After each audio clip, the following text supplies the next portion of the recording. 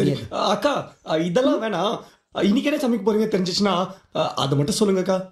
Okay, எனக்கு வந்து என்னோட ஸ்பெஷல் ரெசிபி இருக்கு. Curd fried rice. Okay, with finger chips. சூப்பர்ல. ரொம்ப கஷ்டமான டிஷ் இல்ல. ஸ்டார்ட் பண்ண சொல்லு. ரெடியா? ஆக்ஷன். ஓகேவா? ஓகேக்கா. ஆக்ஷன் சொல்லியாச்சுங்க. எனக்கு தெரிஞ்சு கர்ட் ரைஸோட இந்த சைடு வந்து ஒர்க் அவுட் ஆகும்னு தோணுது. ப்ளஸ் ப்ரோட்டீனாகவும் கிடைக்கும் உங்களுக்கு.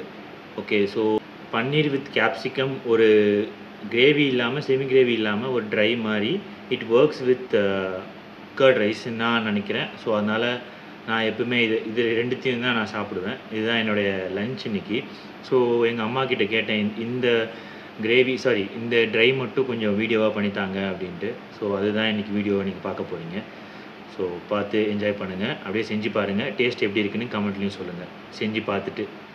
இப்போ குடமிளகா பன்னீர் போட்டு பொரியல் பண்ண போகிறேன். பன்னீர் இருக்கு, வெங்காயம், தக்காளி, குடமிளகா, சீரகம், உப்பு, அப்புறம் வந்து தனி மிளகாத்தூள். இப்போ முதல்ல ஸ்டவ் பற்ற வச்சுக்கலாம்.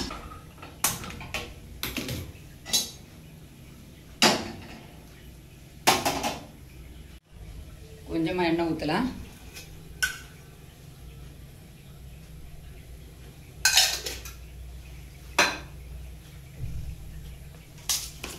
சீரகம் கொஞ்சமாக சீரகம் போடலாம்.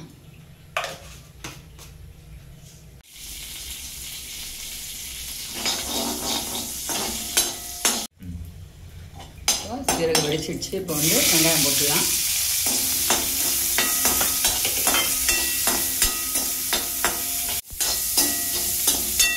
உப்பு போட்டு நல்லா இதாகும், டக்குன்னு வதங்கிடும்.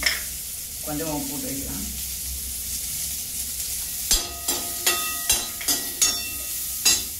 சிம் அடுப்பு வந்து சிம்மில் வச்சுக்கோங்க. மஞ்சள் தூள்,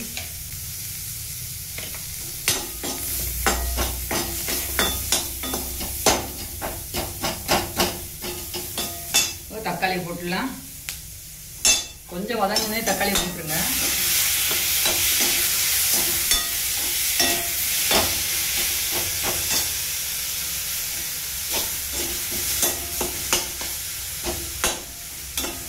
அடுப்பு கொஞ்சம் பெருசாக்குன்னா வதங்கிடும் தக்காளி டக்குன்னு.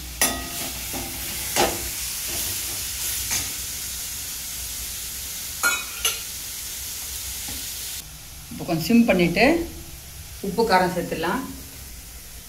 1 ஸ்பூன்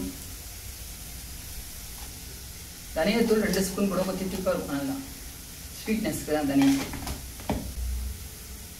உப்பு ஒரு 1/4 ஸ்பூன் உப்பு போட்டு வேணும்னா அப்புறம் சேர்த்துக்கலாம். நம்ம இதை போட்டு நான் கொஞ்சோண்டு ஃப்ரை பண்ணிவிட்டு பன்னீரை போட்டுடலாம். பன்னீர் தான் இப்போ போடணும், குடமிளகா பவுடர். இப்போ அப்போ தான் அந்த டேஸ்ட்டு பன்னீரில் ஏறும். காரம் வச்சுன்னா பன்னீரில் ஏறும். கொஞ்சம் வதங்கினா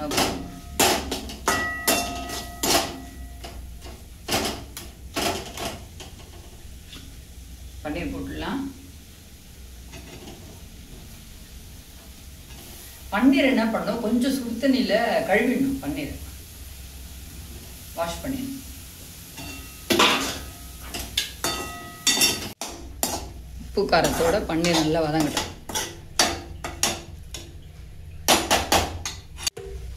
ஒரு 2 நிமிஷம் க்ளோஸ் பண்ணி வைக்கலாம். நம்ம ஃப்ரை பண்ணிடலாம்.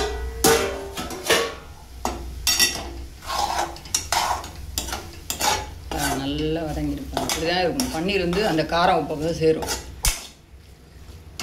இதில் நம்ம குடமிளகா போட்டுடலாம். கொஞ்ச நேரம் வதங்கினா போதும். குடமிளகா போட்டு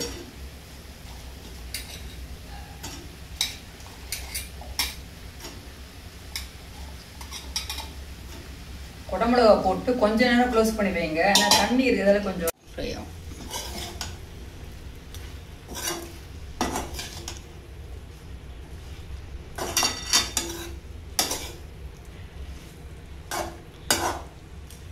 இப்போ 2 நிமிஷம் க்ளோஸ் பண்ணி வச்சிங்கன்னா நல்லா வதங்கிடும். அதான் பன்னீர் குடமிளகா பொரியல் ரெடி. இப்போ 2 மினிட்ஸ் க்ளோஸ் பண்ணி வைக்கிறேன். அடுப்பு சிம்மில் தான் இருக்குது. ஒரு தடவை ஃப்ரை பண்ணிட்டு பண்ணிட்டு இறக்கும் போது நம்ம என்ன பண்ணலாம், கஸ்தூரி மேத்தி கொஞ்சம் போட்டு இறக்கலாம். நல்லாயிருக்கும், டேஸ்ட்டாக இருக்கும். கஸ்தூரி மேத்தி கொஞ்சமாக போடும், 1 ஸ்பூன். அதுதான் நல்லா கசக்கி போட்டால் அது ஒரு தனி டேஸ்ட்டு.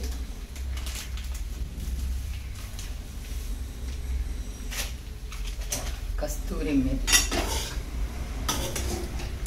அதுதான் ஒரு 2 நிமிஷத்தில் இறக்கிடுறேன்.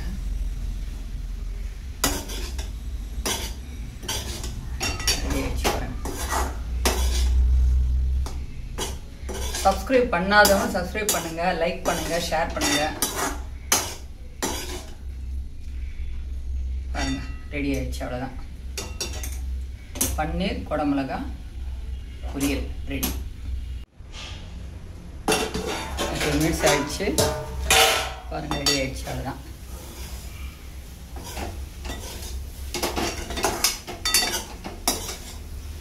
சும்மா கஸ்தூரி மேத்தி போட்டு ஒரு 2 நிமிஷம் இது பண்ணால் நல்லாயிருக்கும், ஃப்ரை பண்ண. அவ்வளோதான், ரெடி.